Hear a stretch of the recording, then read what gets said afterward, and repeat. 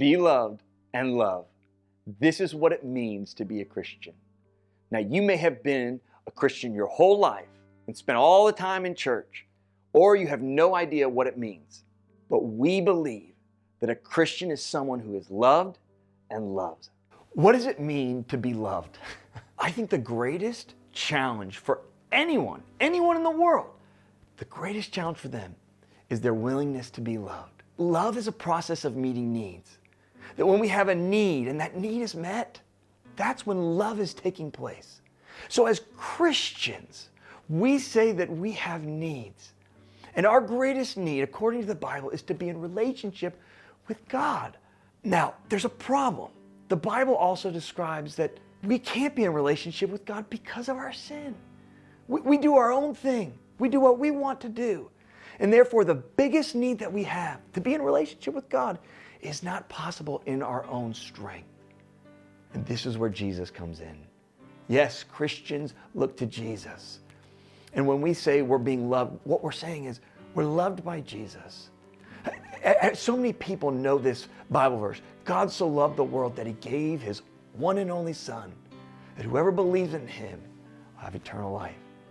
Jesus comes and meets our greatest needs, the need to be in relationship with God. And he does this by doing what we couldn't do, following the law that God laid out for us, and then dying the death that we deserved.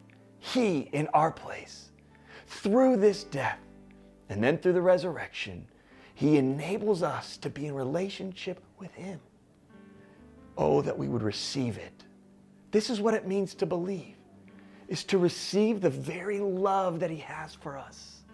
So as Christians, this is what it means for us to be loved, to allow God to do for us what we couldn't do for ourselves, that our greatest need, the need to be in relationship with him, might be met.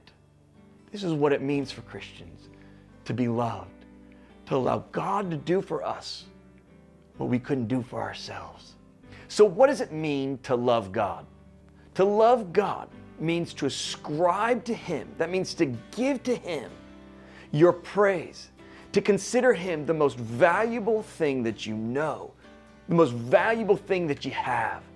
And it is to give him praise. And you might have heard this word, glory, to give him glory. That's what it means to love God.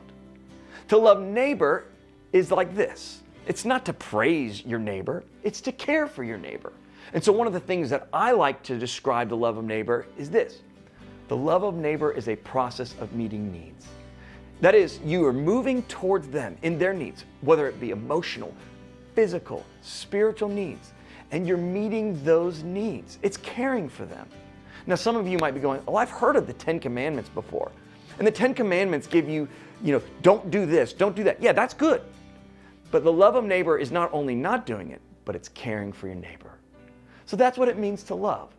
A Christian is someone who loves God, ascribes to him all the praise that one has, and to love their neighbor as yourself.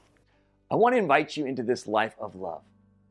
Now, I know you might be intimidated about sharing your story, about describing your life of love or lack thereof, but that's why we want to spend some time with you. You can click the link below and we'll schedule a time to meet with you, to hear the story of your life, how you've lived this life of love or failed to live this life of love. But it is our great privilege to meet with you and to hear that story. I hope you do that.